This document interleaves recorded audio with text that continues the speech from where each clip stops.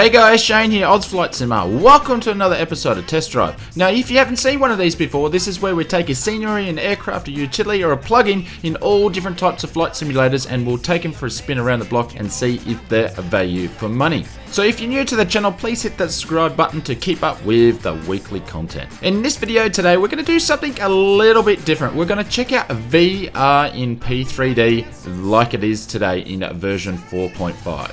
So we've been saying a little disclaimer at the top of the video, filming in VR is not the easiest thing to do, and the picture quality doesn't look the same as it would with my other videos, so please take that into consideration. So the tools of the trade that we're going to use to create this video is the Just Flight Tomahawk, newly released in P3D, the Orbex Caloundra YCDR scenery, also the Oculus Rift, and I've also been brushing up with my flying schools using the GoFly online flight school. If you're interested in getting your pilot's license, I'll leave a link in the description. Highly recommend checking it out. So we're going to get set up for the flight. We'll quickly go through the prepared VR menu. It's pretty simple stuff, and then we'll jump in the cockpit and get going straight away. So there's basically no UI when it comes to Prepar3D. There's pretty much, you pick which option of VR headset you're using. So we're using the Oculus. You do have a couple of settings to change around. And also there's a learning center to explain what these settings are. I pretty much haven't touched a thing. The only thing I do is adjust my lens in my Oculus Rift, and there is a menu where you can recalibrate or basically sit yourself in the right position when you're in the aircraft. So if it looks a bit skew, but just sort of running through the settings. If you want a copy of the settings that I use in Prepared itself for VR, let me know, and I will send you a copy, or I'll pop it in my Discord. But that's the learning center there, so it's pretty basic, a lot different than what X-Plane is. The easiest way to explain the two differences is that X-Plane, you use the UI to set up your flight. In Prepared, you just set up your flight and then jump into VR. So they're probably the two different ways of setting it up. Here we go, welcome to the cockpit of the Just Flight Tomahawk in VR. So let me just quickly explain the differences of what I'm seeing compared to what you guys are seeing while we start up the aircraft. Is that I'm seeing a 3D version in a set of goggles, where you guys are seeing the projection of the 3D image but in a 2D format.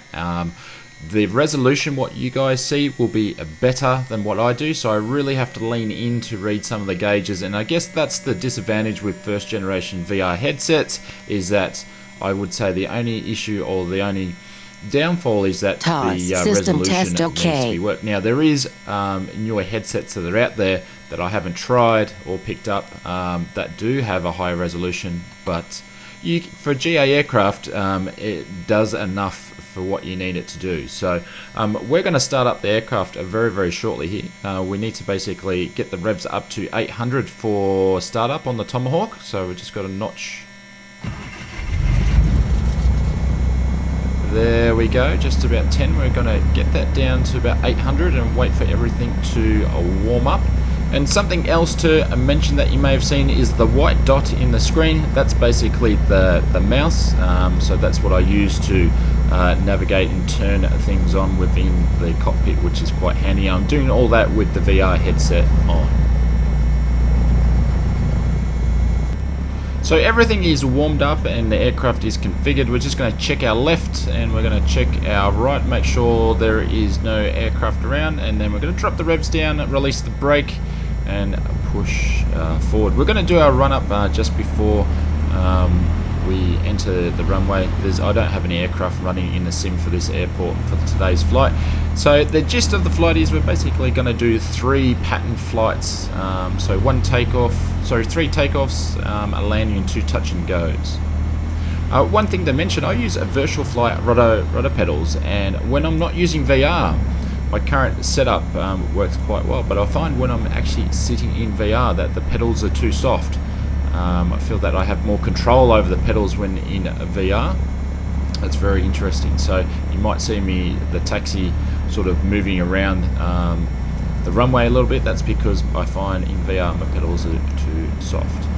The other thing you may see is the tearing of the screen on the left and right. That just happens when you're filming with VR. I don't actually see this in my headset on filming. I only see it on the post-production. So I could zoom in, but then you lose a lot of the picture, so I do apologize for that. So we're going to pull up now. We're going to get the revs up to 1800 revs. We're going to do a mag check on the Tomahawk, and it shouldn't be any more than 175 RPM drop on each mag. If there is more than that, we've got a little bit of trouble. So I'm going to use my mouse to click off the yoke so you guys can see. I'm going to get the revs up to 1800. I'm going to do a mag check.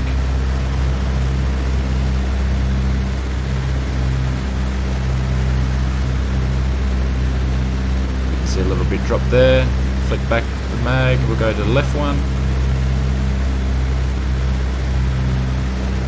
Ooh, I think just should be good. We're going to flick back to both, and we should be good to go. Put the yoke back on and drop the revs, and we'll get the correct lights on and enter the runway.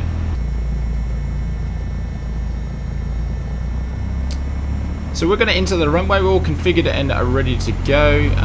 We're using a runway 12, so it's actually for runway 12 at this airport, Caloundra, you need to use a right hand pattern. So we're going to use this runway here, which I think is 23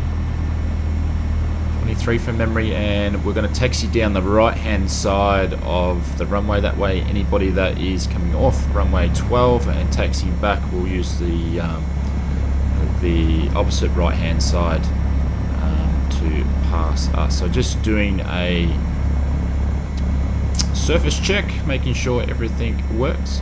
A couple of myths I sort of wanted to discuss while we're taxiing about VR. So one is, do you get motion sickness with VR? Now I would have to say if you're running an old PC, you probably would get motion sickness, because when the sim sort of stutters and things like that, that's when you sort of feel sick.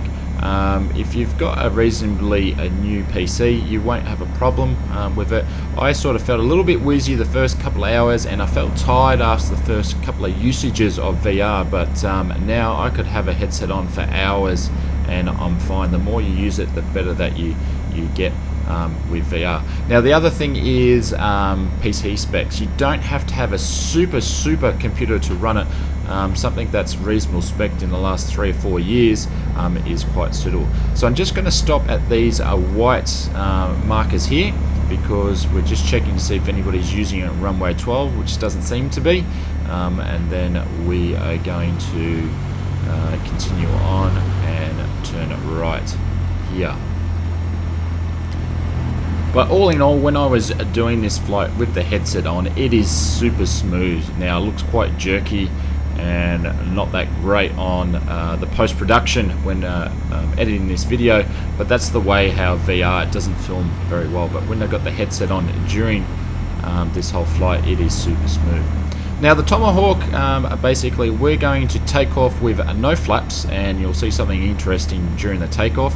And we are to rotate this aircraft at 53 knots, and then basically 70 is the best speed through the climb. But we've got everything fueled up to the max, so we've only used a little bit on the right tank, but we'll click over to the left tank. But the aircraft is fully fueled. Don't know why I didn't adjust the fuel for the flight, but we are very heavy. So we're coming down to a runway 12 here, and we will do a U-turn, and then we will take off.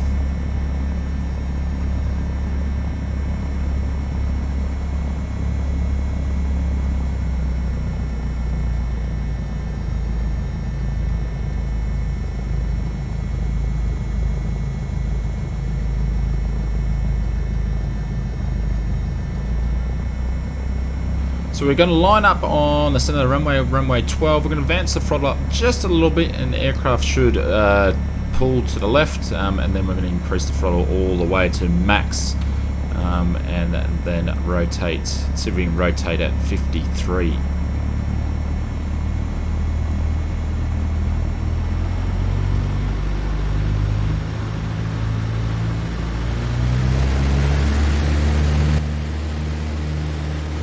There we go. So the aircraft has pulled us to the left, but we've now positioned, and The speed is alive and climbing. Pretty steady. We're going to start pulling back on the yoke. There we go, and we didn't have enough lift, so the back wheels just touched. We needed a little bit more speed. I guess that's because the aircraft is too heavy. We've got a bit more speed now, and we're going to keep climbing the best possible speed. Now during this takeoff, the first one here, I think I probably could have pitched up a little bit more. Once we get above 300, if we had the flaps down, we could put the flaps up.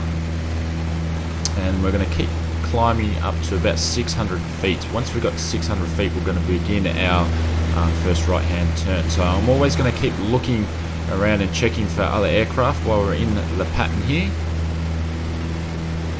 And we're going to begin our right-hand pattern. So once we get up to 600, we'll make a medium right turn, I would say. There we go. And I think I read some documents that with running off this runway that you can't actually begin your turn until you're over the Pumice-Stone Passage, so I'm not 100% if that's correct or not.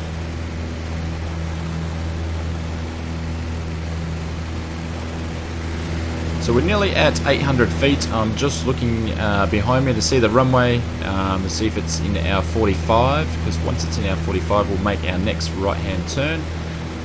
But our pattern altitude is 1,000 feet, so we'll get to 1,000 feet and then we will make another turn, and the runway is at our 45, so we're going to make another right hand turn, and then I basically did the turn without looking around at that stage.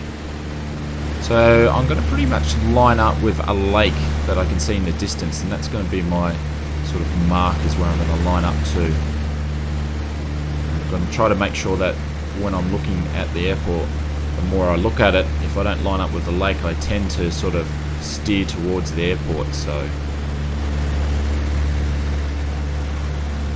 we're going to get, I believe this is the downwind leg, and we're going to trim the aircraft up for level flight or cruise. So cruise is 75% of the throttle in the Tomahawk, and we're just sitting 100 feet over. That's okay. And this is the part where we get to relax a little bit in the pattern and do all our checks. Now, I'm not a pilot, so I don't know all the checks. So this is a more of just showing you guys what VR is all about in sim. So a couple of things that I really like about VR is that it's true to life. So if you want to look around the aircraft, you've got to use your head movements. And you've got to use your head movements to duck around things. So if the top of the cabin there is in your road, you've got to duck underneath that. And being myself, I set up the position to be tall, because I'm actually a tall person. So that's really cool. And also when you're turning your head around, and if you've got a headset on, you can hear different. Like now, when I turn my head down, I could hear the engine in my left headset, and if I'm turning right there, I can hear it in my right ear. So that's very cool, very good for immersion, but all the time you've got to be looking around. So what I'm looking for here is the aircraft at the end of the runway. Once we're at the end of the runway, we are dropping down our RPM to drop the aircraft down from 1,000 feet. And once we got to about 600, 500 to 600 or so, we're going to make our right hand turn, and also looking for the runway that's going to be in our 45, and making sure that we're staying in the arc, because I'm going to drop the flaps.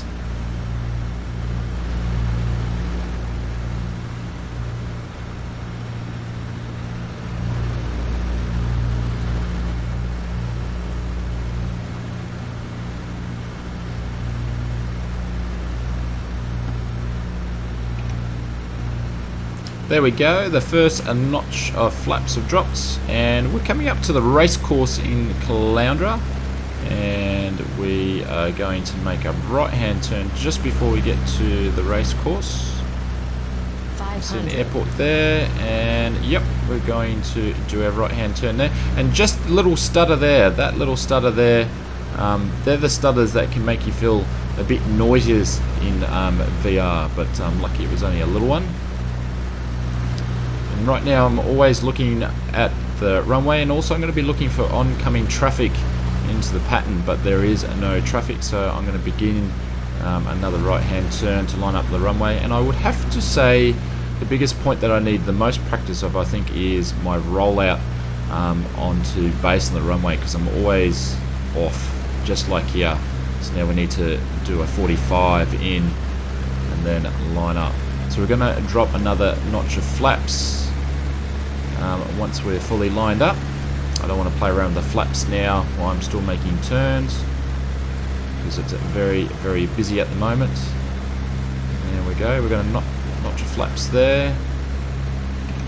And we're going to trim the aircraft, or move the yoke first and then trim the aircraft. And they're all lined up. Now at this point I'm on my rudder pedals trying to line up with the runway. Just use the ailerons to keep a level flight, but we are way too low. So I'm going to be quiet now. Please enjoy the first touch and go.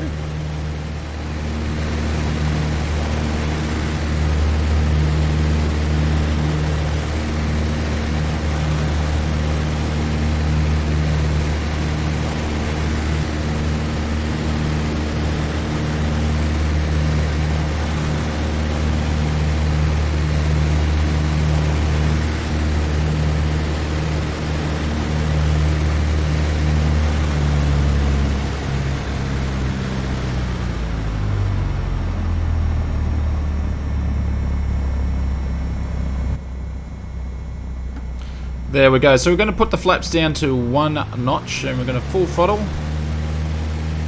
And let's see if we have a better takeoff this time. Oh, everything's in the green. We're going to pull back. There we go. That was a better takeoff this time. And we're going up to 70. And we're going to actually increase the pitch this time as we keep going. Once we get to 300, we can put the flaps back in at 250. Just need to get more speed. We go 300, flaps going up, and we are going to continue on to 600 and make another right hand turn. So I'm not going to bore you for the whole of this pattern. We're going to skip ahead along, and we'll come back to you as we're approaching again for a runway 12. So we're setting up now for our second touch and go. This one I'm keeping a little bit tighter. I feel this is a better approach in this time. Let's see how we go on our lineup. I think I'm fairly low again too, at 300. And we're going to drop another notch of flaps. There we go, full flaps. The aircraft just wanted to drop that time. Got to increase the throttle so we don't stall. And I can't really point the aircraft to control the speed because we're too low. But nevertheless, we are all lined up. The aircraft is trimmed up. Very close to the houses here. Must be scaring some people. And always we've prepared. There's always trees on the threshold. But we're pretty much going to land in the grass on this one. So we'll see if we're going to make it or not.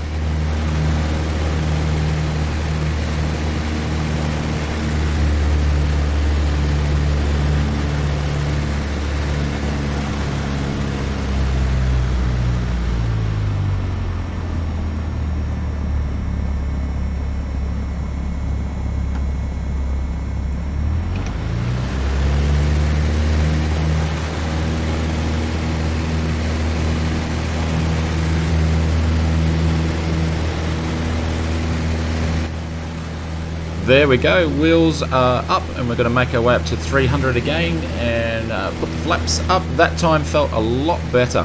The only thing is we were way too low in on the approach, but we'll see again how we go this time, and we'll come back to you as we're lining up for the full stop landing this time into Caloundra, runway 12.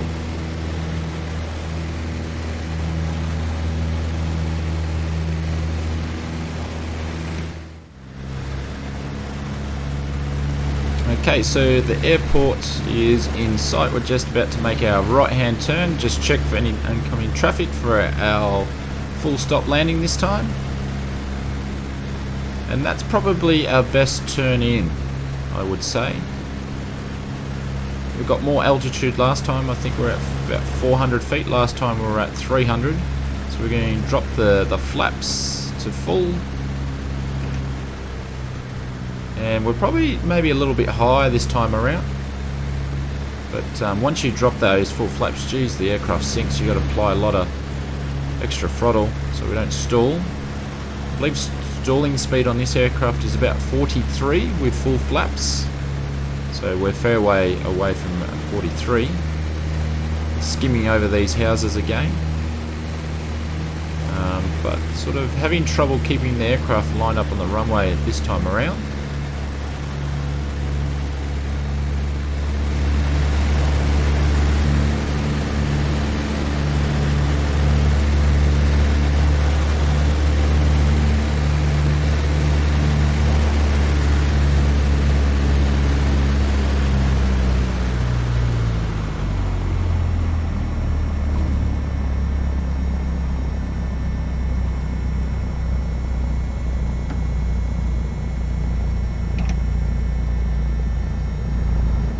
There we go, so flaps all the way up. We're going to just keep rolling here till we get to the other runway, and we're going to make a left-hand turn there and go on the other side of the runway and taxi back.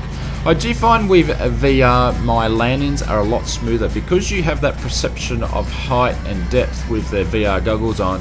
When you're looking to the end of the runway, I find that it just makes your landings so much smoother than, well, it does to me, than what I would do in not using VR.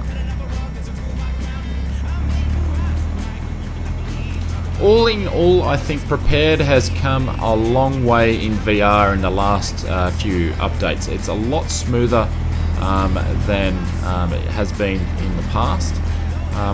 It doesn't really bother me that I have to set up the flights myself and then put the VR goggles on. To me, that does actually make sense. Even though X-Plane does it very well with their UI, I find that VR, it's a lot brighter in Prepared, and it's probably easier to see the gauges in Prepared than what X-Plane is. So congratulations to Prepared. They've really done a lot of work in VR, and please, I would like to express that VR looks nothing like the visuals that you're seeing here.